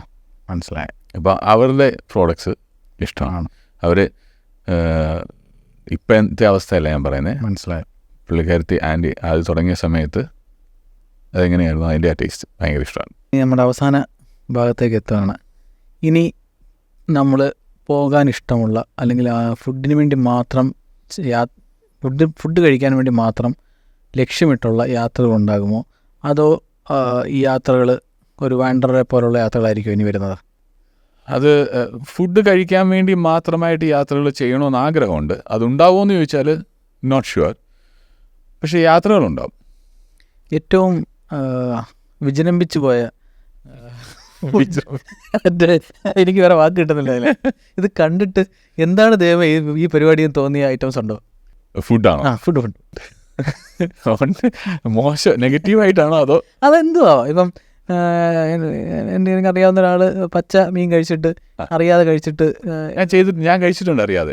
അങ്ങനെ ഒരു പരിപാടി വേറെ എന്തെങ്കിലുമൊക്കെ അങ്ങനെ കിട്ടിയിട്ടുണ്ടോ ഫുഡിൻ്റെ കാര്യത്തിൽ? പച്ചമീൻ അറിയാതെ തന്നെ കഴിച്ചിട്ടുണ്ട്. ഞങ്ങൾ യുഗാണ്ടയിലായിരുന്നപ്പോൾ ഒരു ജാപ്പനീസ് റെസ്റ്റോറൻറ്റിൽ ഞാനും എൻ്റെ വൈഫും കൂടെ, അന്ന് കുട്ടികളിൽ ആവുന്നതിന് മുമ്പാണ്. അപ്പോൾ ഒരു ജാപ്പനീസ് റെസ്റ്റോറൻറ്റിൽ പോയി. ഞാൻ അവിടുത്തെ സാധാരണ നമ്മളെ മിക്കവാറും എല്ലാ മനുഷ്യരും എന്താ ചെയ്യുക, ഒരു റെസ്റ്റോറൻറ്റിൽ പോയാൽ സപ്ലയർ വരും, അവരോട് ചോദിക്കും, മെനു അവർ കൊണ്ട് തരുമെങ്കിലും അവരോട് ചോദിക്കും ഇവിടുത്തെ ഏറ്റവും നല്ല ഫുഡ് ഏതാണ്. അപ്പോൾ അവരെന്തെങ്കിലും പറയും. അങ്ങനെ ഈ പുള്ളിക്കാരത്തി ഒരു ജാപ്പനീസ് ലേഡി ആയിരുന്നു. പുള്ളിക്കാരത്തി ഒരു കാര്യം എന്തോ ഒരു പേര് പറഞ്ഞു. പോരട്ടെ, ഓക്കെ, ആ പേര് എനിക്ക് തിരിച്ചു പറയാൻ പോലും അറിയത്തില്ല. അത് പോന്നോട്ടെന്ന് പറഞ്ഞു. കഴിച്ചു നോക്കി, അടിപൊളി ടേസ്റ്റാണ്, ഫിഷാണ്. അപ്പോൾ ഞാൻ പറഞ്ഞു ഇത് സൂപ്പർബാണ്. ഇത് കഴിച്ച് ഇഷ്ടപ്പെട്ടു, നന്നായിട്ട് ഇഷ്ടപ്പെട്ടു. അത് കഴിഞ്ഞപ്പോഴാണ് പുള്ളിക്കാരത്തിയോട് തന്നെ ചോദിച്ചത് എങ്ങനെയാണ് പ്രിപ്പയർ ചെയ്യുന്നത്. ജസ്റ്റ് നമ്മുടെ ആ ക്യൂരിയോസിറ്റി കൊണ്ട് നല്ല ടേസ്റ്റാണ്, എന്ത് സോസാണ് നിങ്ങളുടെ ചേർത്തിരിക്കുന്നത്. കുക്ക് ചെയ്തിട്ടൊന്നുമില്ല. ഇത് പിന്നെ ലൈം ജ്യൂസും പിന്നെ വിനെഗറും കൂടെ കൂട്ടിയുള്ള ഒരു പ്രിപ്പറേഷനാണ്. അതിനകത്ത് മാരിനേറ്റ് ചെയ്ത് വെച്ചിട്ട് നമുക്ക് സെർവ് ചെയ്യുന്നതാണ്. ശരിക്കും പറഞ്ഞാൽ ആസിഡ് എന്ന് പറയുന്നത്, ആസിഡിൽ നമ്മൾ ലൈം ജ്യൂസ് എന്ന് പറയുന്നത് ആസിഡാണ്, വിനെഗർ എന്ന് പറയുന്നത് ആസിഡാണ്. അപ്പോൾ അതിൽ തന്നെ ഒരു പ്രിപ്പറേഷനാണ് നടക്കുന്നത്. അപ്പോൾ ആ പ്രിപ്പറേഷൻ്റെ കൂടെ അവരുടെ സോസും മറ്റു കാര്യങ്ങളൊക്കെ ചേർത്ത് നല്ല ടേസ്റ്റായിരുന്നു. എനിക്ക് നെഗറ്റീവായിട്ട് തോന്നിയില്ല കേട്ടോ. നെഗറ്റീവായിട്ടല്ലേ ഉദ്ദേശിച്ചില്ല, ഞാൻ നെഗറ്റീവായിട്ട് തോന്നിയില്ലെന്ന് ഞാൻ പറയാം. മനസ്സിലായി. പിന്നെ ഒരു പ്രാവശ്യം എത്യോപ്യൻസ് മീറ്റ് റോ മീറ്റ് കഴിക്കും, ഒട്ടും കുക്ക് ചെയ്യാതെ. പച്ചയിറച്ചി, പച്ച ബീഫ്, പച്ചമാംസം എങ്ങനെ വേണമെങ്കിലും പറഞ്ഞു. അപ്പോൾ അതിങ്ങനെ കെട്ടിത്തൂക്കി ഇട്ടിട്ടുണ്ടാവും. ബിയർ കഴിക്കുന്ന സ്ഥലത്തിന് ഗ്രോസറി ഷോപ്സ് എന്നാണ് പറയുന്നത്. അപ്പോൾ അതെനിക്ക് ഇഷ്ടപ്പെട്ടു, നമ്മുടെ നാട്ടിൽ വരണം എല്ലാ ഗ്രോസറി ഷോപ്സും. അപ്പോൾ നമുക്ക് അവിടെ ഇരുന്ന് ബിയർ കഴിക്കാം. ഇവർ കണ്ടമാനം അങ്ങ് കുടിച്ച് കയറ്റി വാള് വെച്ച് അലമ്പ ടീംസാണ്. അങ്ങനെ ചെയ്യത്തില്ല. അത് പക്കാ നീറ്റാണ്. ഒരു പിൻറ്റ് ബിയറായിട്ട് ഇരുന്ന് വർത്താനം പറഞ്ഞാൽ ഫ്രണ്ട്സ് ഉണ്ടാവും, അവരുടെ വർത്താനം പറഞ്ഞാൽ ആ ഒരു പിൻറ്റ് ബിയർ അല്ലെങ്കിൽ മാക്സിമം 2 പിൻറ്റ് ബിയർ ആയിരിക്കും അവർ കഴിക്കുക. പക്ഷെ അതിൻ്റെ കൂടെ ഇവർ ഈ പച്ചമാംസം മുറിച്ച് ഇവിടെ വെക്കും. അതിൻ്റെ സൈഡിൽ മുളക് പൊടി ഉണ്ടാവും. മുളക് പൊടിക്കകത്ത് തന്നെ വെളുത്തുള്ളി ഉണക്കി പൊടിച്ചതുണ്ടാവും. അതിനകത്ത് ഉപ്പും കൂടെ മിക്സ് ചെയ്തിട്ടായിരിക്കും അവരത് അതിനകത്ത് മുക്കുക, കഴിക്കുക, ബിയർ എൻജോയ് ചെയ്യുക. ഐ കുഡിൻറ്റ് കോംപ്രിഹെൻഡ് ചെയ്യാനൊരു ബുദ്ധിമുട്ടുണ്ടായിരുന്നു അന്ന്. പക്ഷെ ഇപ്പോഴാണ് ഞാൻ ഒന്ന് ട്രൈ ചെയ്ത് നോക്കും, ഉറപ്പായിട്ടും ട്രൈ ചെയ്ത് നോക്കും. മനസ്സിലായി. പക്ഷെ അന്ന് ഞാൻ എങ്ങനെ കടി കൊള്ളു ഈ സാധനത്തെ, ഇന്നും കൊണ്ടാടൗട്ട് ഈ പച്ചമാസമല്ലേ എങ്ങനെ ശരി കടി കൊള്ളു അങ്ങനെ ചിന്തിച്ചിട്ടുണ്ട്. പിന്നെ ഇവരുടെ തന്നെ ഒരു ഐറ്റം ഉണ്ട്, പേര് കേൾക്കുമ്പോൾ തന്നെ തെറ്റിദ്ധരിക്കരുത്. ഷക്ല ടിപ്സ്. തെറ്റിദ്ധരിക്കുന്നത് ഷക്കിലാന്ന് ചിന്തിക്കുന്നത്. ഷക്ല ടിപ്സ് എന്ന് പറഞ്ഞാൽ, ഷക്ല എന്ന് പറഞ്ഞാൽ അവരുടെ ആ പോട്ടിൻ്റെ പേരാണ്, മൺപോട്ടാണ്. അതിനകത്തൊരു പ്രിപ്പറേഷൻ ഉണ്ട്, അത് അടിപൊളിയാണ്, ഭയങ്കര ടേസ്റ്റാണ്. മീറ്റാണ് അത്, കുക്ക് ചെയ്ത മീറ്റാണ്, ചൂടോടെ ആയിരുന്നു. അതും പതുക്കെ ഇരുന്ന് കഴിക്കേണ്ടതാണ്. ഈ ബിയറൊക്കെ കുടിച്ചുകൊണ്ടിരിക്കുമ്പോൾ തന്നെ നമ്മൾ സൈഡിൽ അത് കൊണ്ടുവെക്കുക. അതിങ്ങനെ ഈ മുളക് പൊടിയും വെളുത്തുള്ളിയും ഉപ്പും അതിനകത്ത് അവർ കുറച്ച് മസാലകൾ ചേർക്കത്തില്ല, പച്ചമുളകൊക്കെ ചേർത്തിട്ടാണ് അവർ കുക്ക് ചെയ്യുന്നത്. അതിനകത്ത് ഇങ്ങനെ മുക്കി കഴിക്കുക, നല്ല രസമാണ് അത് കഴിക്കാൻ. രണ്ടപ്പുഴ എന്ന ജേർണിയിൽ എന്താണ് മനസ്സിൽ ഫീൽ ചെയ്യുന്നത്? നവനി തന്നെ കണ്ടപ്പോഴത്തേന് ലിഫ്റ്റിലല്ലേ കണ്ടേ, അയൽവക്കമായിരുന്നു, അയൽവക്കമാണ് നമ്മൾ. നവനി ഇത് ആദ്യം എന്നോട് പറഞ്ഞത് എന്താ, ഇച്ചിരി ഫിറ്റ് ആയല്ലോ എന്നല്ലേ പറഞ്ഞത്. എനിക്ക് 109 കിലോ വെയിറ്റ് ഉണ്ടായിരുന്നതാണ്, ഇപ്പം എനിക്ക് 85 കിലോ ആണ്. ഫിറ്റായി ആഫ്റ്റർ ബിക്കമിങ് ആൻ ഓൺട്രപ്രണർ. അതാണ് എനിക്ക് പറയാനുള്ളത്. സ്ട്രെസ് കാരണമാണ്, ഹെൽത്തി റിഡക്ഷൻ അല്ല, സ്ട്രെസ് കാരണം. മനസ്സിലായി. അത് അത്രേ ഉള്ളൂ പറയാൻ. All the best. Thank you.